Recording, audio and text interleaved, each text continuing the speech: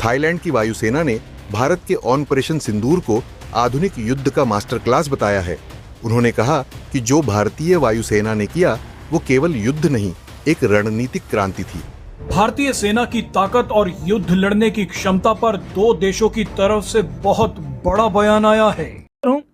एक बार फिर पाकिस्तान और भारत के माबैन जंग का खतरा बहुत ज्यादा बढ़ चुका है और सूरत हाल इस तेजी के साथ जो है वो खौफनाक होती जा रही है कि ऐसे लगता है कि अगले चंद दिनों में बहुत बड़ी जंग का आगाज हो सकता है, क्योंकि पाकिस्तान हिल गया, थर्रा उठा और थाईलैंड तालियां बजा रहा है।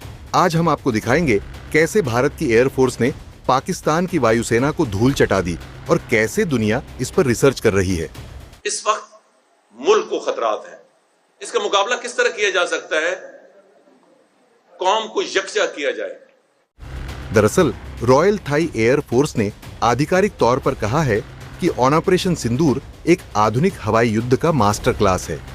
थाईलैंड के वायुसेना मुख्यालय में एक उच्च स्तरीय कॉन्फ्रेंस हुई, जहां RTAF के डिप्टी एयर चीफ सोमई लिलिथम ने खुलकर भारत की तारीफ की।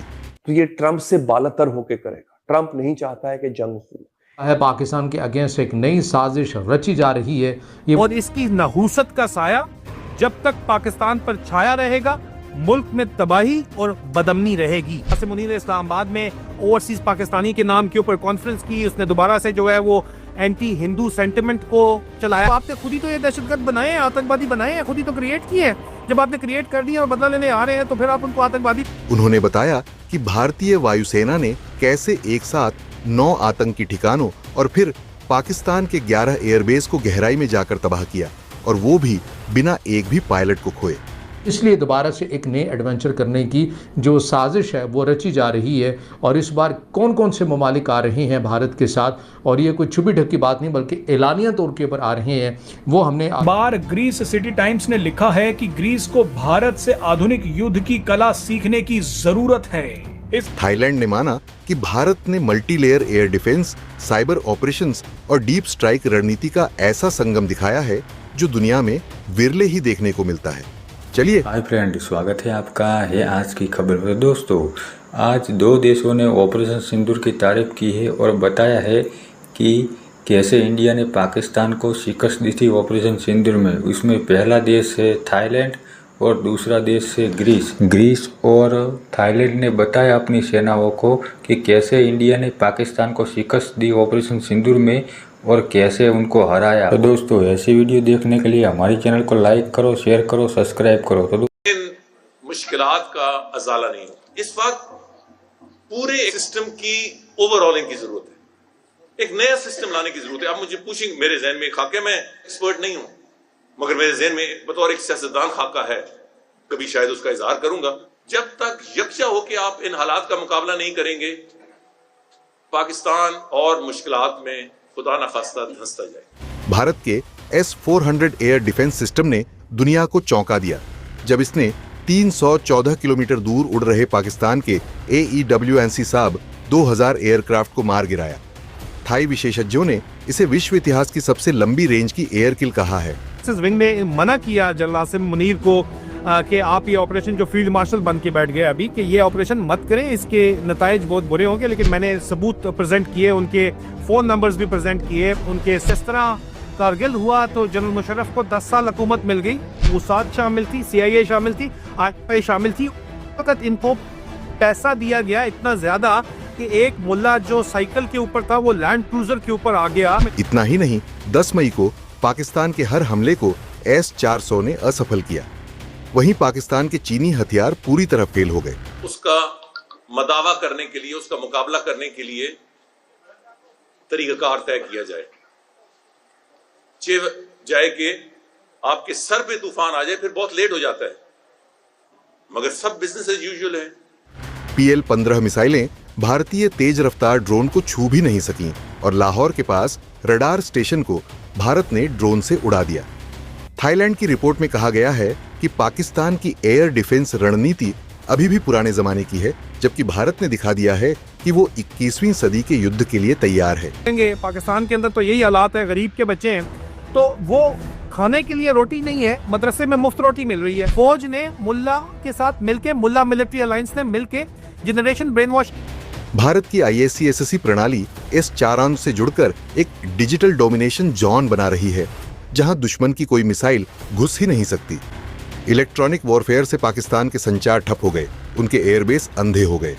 थाईलैंड ने इस मॉडल को स्ट्रेटेजिक साइलेंस अटैक नाम दिया है। बार ग्रीस सिटी टाइम्स ने लिखा है कि ग्रीस को भारत से आधुनिक युद्ध की कला सीखने की जरूरत है। इस अखबार ने लिखा है कि तुर्की जैसा देश पहले भी विस्तारवाद की रणनीति अपना चुका है। इस अखबार ने कहा है कि तुर्की ग्रीस पर हमला करने के लिए पाकिस्तान की मदद भी ले सकता है। ऐसे में ग्रीस को तुरंत अपने डिफेंस सेक्टर में भारी भरकम निवेश की जरूरत है। ग्रीस को भारत से युद्ध लड़ने की कला सीखने की जरूरत है। अगले चंद दिनों में बहुत बड़ी जंग का आगाज हो सकता है, क्योंकि एक बार फिर भारत की तरफ से अज़ाफ़ी फोर्सेस को लाइन ऑफ कंट्रोल के इलाकों में तैनात किया गया है। इससे पहले सिर्फ कश्मीर में भारत की तकरीबन 10 लाख अफवाज तैनात हैं, लेकिन इनमें मज़ीद इजाफ़ा किया गया है। फिर उसके अलावा अभी हालिया अयाम में पाकिस्तान के अंदर दहशतगर्दों की कार्रवाइयों में इजाफ़ा हुआ है और दहशतगर्दों की तरफ से जो स्ट्रेटजी है वो भी तब्दील हुई है। दहशतगर्द इस वक्त इसराइली साख्ता ड्रोन्स का इस्तेमाल कर रहे हैं और ड्रोन्स हमले किए जा रहे हैं। दूसरी तरफ इसी तरह के ड्रोन्स जो हैं वो भारत के पास भी मौजूद हैं।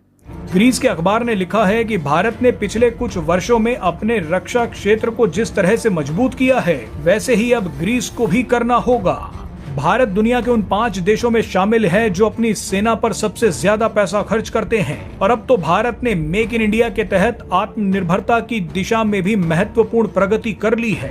जनरल आसिम मुनीर ने ये पहलगाम का हमला कराया, उनका मोटिव ये था कि वो अपने आप को, और मोटिव का सबूत मौजूद है, उन्होंने अपने आप को 4 दिन का जो आप लोग उसको संघर्ष बोलते हैं, हम उसको नियर वॉर इंटरनेशनल ऑब्जर्वर्स बोलते हैं, वॉर नहीं थी वो, उन्होंने अपनी जीत कहा कि हम जीत गए हैं। बस आपने कहा आप जीत गए, उन्होंने कहा हम जीत गए। असल ग्राउंड के ऊपर जो है, उन्होंने उस 4 दिन की नियर वॉर के नतीजे के अंदर अपने आप को फील्ड मार्शल प्रमोट किया, और उनका हमेशा से जो मकसद था, मोटिव था, वो ये था कि पाकिस्तान की फौज को जब से रजीम चेंज ऑपरेशन उन्होंने आखिरी किया अमेरिका के कहने के ऊपर इमरान खान के खिलाफ 2023 में, उसके बाद से बहुत ज्यादा गालियां पड़ रही हैं।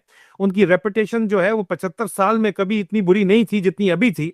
तो भारत के खिलाफ जंग का एक जो है वो नैरेटिव, बयानिया, चूरन, जो भी कहना चाहें, बेच के आपने अपनी एक रिडीम की रेपुटेशन, इसमें तो कोई शक नहीं है, क्योंकि हिंदुस्तान के अंदर एंटी पाकिस्तान सेंटिमेंट बिकता है, पाकिस्तान के अंदर एंटी इंडिया सेंटिमेंट बिकता है। उस सेंटिमेंट का इस्तेमाल करके उन्होंने अपनी रेपुटेशन रिवाइव की, मोटिव, और अपने आप को फील्ड मार्शल प्रमोट कर दिया, मोटिव, क्योंकि वो ज़िया-उल-हक की तरह दोबारा हुकूमत करना चाहते हैं। और उसका सबूत उनकी गुज़श्ता रोज़ जो है वो प्रेसिडेंट ट्रंप से जो मुलाकात हुई है, वो भी आपको इसी सिलसिले में आगे जाके पता चलेगा कि उसमें पहलगाम हमले का, मैं आपको ब्रेकिंग न्यूज़ दे रहा हूँ कि पहलगाम हमले का जिक्र भी नहीं था प्रेसिडेंट ट्रंप की मीटिंग के अंदर आसिम मुनीर से। उन्होंने उनको लंच के ऊपर मीटिंग के लिए बुलाया,